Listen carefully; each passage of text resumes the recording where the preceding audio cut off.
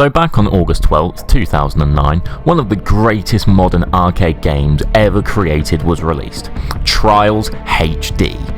Now, this game absolutely exploded in popularity, achieving an 86% score on Metacritic and spanning a number of sequel titles across the years, which have been a staple of my personal console experience. However, as time has passed, these games seem to have lost their stride a little bit, and what was once a thriving cult-like community has dwindled into irrelevancy, with the most recent title releasing back in 2019. So let's take a trip down memory lane and try to discover what went wrong for the Trials franchise. So before we go through what has caused the steady decline of this franchise, I think it's important that we cover everything what made the games great to begin with. Now, personally, I've been a big fan of these games for well over a decade. I started with Trials Fusion on the Xbox 360 and have continued playing them all across until Trials Fusion and Trials Rising on the later consoles. I know there was also Trials Rise of the Blood Dragon in there somewhere, which I think links to Far Cry somehow. I really don't know. I just saw a unicorn on the front and thought, nah, this looks a bit odd, and just sort of skipped it, to be honest with you. But that might also be a good title too. Anyway, one of the cornerstones of what made Trials so great is just the simple and addictive gameplay these things offer.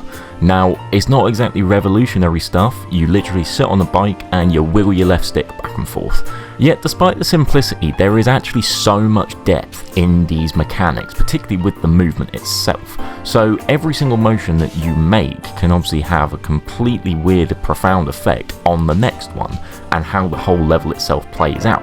So for example, if you pull the left stick back, the front wheel comes up, you'll gain significantly more height on your jumps, right? However, in doing so, this can affect your flow, and on the next action it can cause you to lose time or maybe even fall. It's little adjustments like this that give each level so much replayability. As you try to improve upon your times or complete with your friends, every single motion that you make can have a positive or an adverse effect on this. One of the best things included within the whole franchise is what I like to call Ghost Mode. Now, this just is a fantastic way of making it feel as if you're racing with friends when you're not actually racing with friends. It essentially just gives a reference point as to how to navigate a certain part of the course if you're struggling. So if you see your friend's name just fly off ahead of you for whatever reason, you can clearly see that at that point they've managed to perform an action differently than you have. So there must be a way to go back and improve upon how you've played that aspect of the level. It's very simple things, but it just allows you to constantly replay and try and perfect how to navigate a course. Speaking of playing with friends, one of the cornerstone improvements which came in with the sequels is online multiplayer. Now, this obviously gave players the ability to compete with their friends in real time on courses. Now, for me, this enhanced the enjoyment I had of these games tenfold. Nothing compared to turning on bailout finishes and watching you and your friends just yeet bikers across the map. It literally dialed the fun up to 11 and added a party game element, which was just fantastic for the franchise. I think it's fair to say that the level design also stepped up massively as these games progressed. Now, as good as Trials HD was, every map seemed to have the same aesthetic, which could be viewed as repetitive to a more modern audience.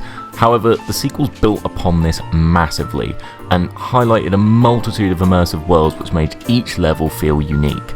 I feel like this was only further cemented by the use of the dynamic camera which would come into certain levels, and if you don't know what I mean by that, I mean the fact that as you progressed across, sometimes the camera would sort of swing and sort of as if you were turning a corner almost. It just gave everything so much depth and just enhanced the overall experience, at least from my perspective. One thing I particularly liked about Trials Evolution, but to be honest this is probably also the same on Fusion and Rising as well, was the fact that you could backtrack levels in order to progress with the game. Now, for example, if in the early levels you struggled to get a gold medal in Evolution, you would then go forward eventually over time and unlock a more powerful bike, and then you could go back and smash the time in order to progress the game. It was almost like a cause and effect type thing, and it just made the game more replayable. This was further highlighted with a lot of the level design, so loads of them would have multiple routes that you could follow in order to complete them. You'd often find that with these levels that you'd backtrack, you could experience them differently than you had done initially. And again, it's just a nice touch that gives the game more replay value. That's a key element of what made these games so great to me, was the fact that you could go back and just keep playing without it feeling tedious or repetitive in any way. Now, to me, Trials Evolution was an absolute masterpiece in terms of what it set out to do. It built massively upon the original title, with purely the introduction of things like co-op and customization, without falling into ridiculous money-grabbing microtransactions, which we'll get onto later. However, despite my nostalgia and love for this game, I don't think this is where the franchise actually peaked. I think that title goes to the Xbox One's Trials Fusion.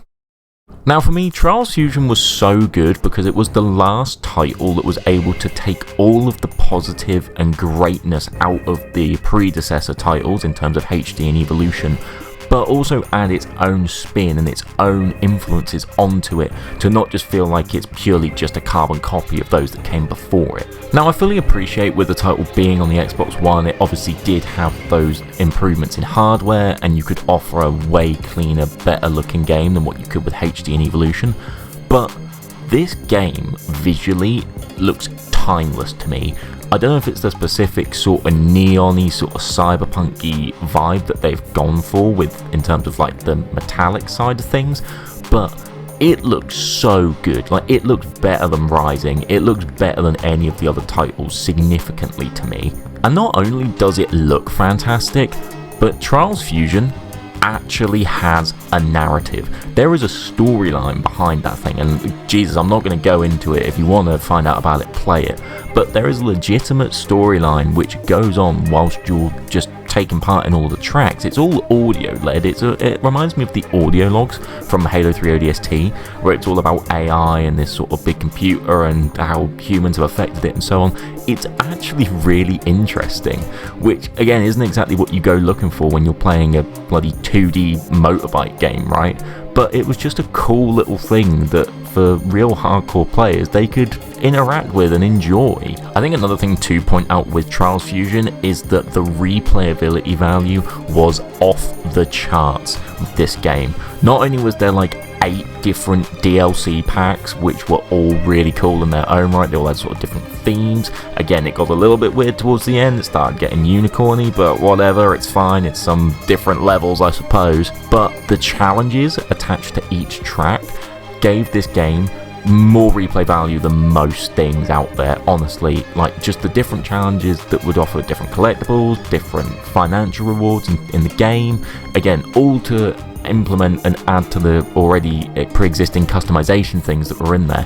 It just gave you more things to do, which for a little completionist or a little achievement hunter boy like myself was so cool. I remember looking up loads of videos by Achievement Hunter, funnily enough, just trying to figure out how to do these set challenges. Some of them were really goofy, some of them were just simple, like do 10 backflips or whatever. But again, they offered you so much replay value. You could just go in there and just look at different things, try and find secret little parts of levels that you hadn't seen before.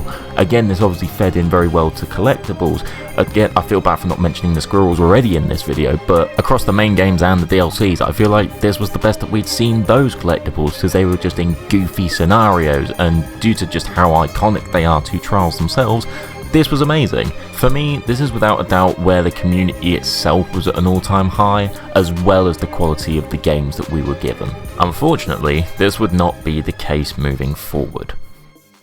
So in 2019, we were treated to Trials Rising, which to me is probably one of the biggest fall-offs in qualities in games that I've seen since we went from Halo Reach to Halo 4. Now, I don't think I can really summarise all of the negatives about this game in one video, but I'll do my best to pick out the core elements which I noticed in just revisiting this game itself. Now, if you've been watching this video attentively, you'll obviously notice that we've pulled footage from all of the games that we've mentioned so far, so Trials HD, Trials Evolution, Trials Rising, and Trials Fusion. Could you tell me with 100% certainty that Trials Rising is better looking than all of the other ones? Since it's so much more advanced in terms of the years it's come out, do you think that this game looks better than its predecessors? The answer, realistically, is no. I mean, some of this stuff that is within this game looks bullshit. Like, look at the girl that is on screen. This looks like a cartoon. I don't know if it was a creative decision, but to me this just looks cheap, it looks poor. Also, it's not just the visual side of things that are terrible about this game. Let's do a side-by-side comparison right now of how long it takes you to load a level in Trials Rising and in Trials Evolution.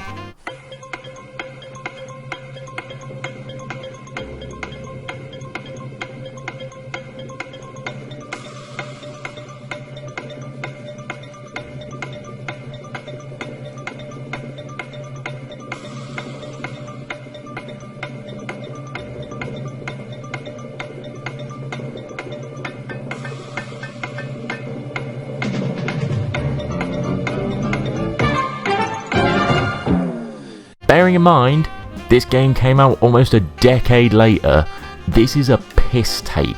Also, what the fuck is it loading? It's a 2D bike game. It's not exactly like a fucking open world RPG, is it? One of the biggest issues that were also introduced in Rising, and I guess this was just how the gaming landscape was at the time, were microtransactions, and oh my god, we got a bunch. All of these fucking loot crates and customization things that you would have to pay real money for if you wanted to get the best ones. It was an absolute joke. There was so much focus on customization that there was no actual focus on the game itself. It was completely disregarded. And I'm not just talking about the actual levels that you're going to drive through. I'm on about just the menu, for example. The navigation is just awful. Look at how much shit is on your screen right now.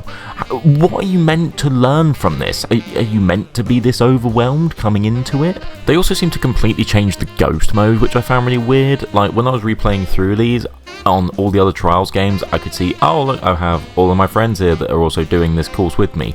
Whereas on Rising, I have one friend, and then I have a load of random fucking people that I don't know.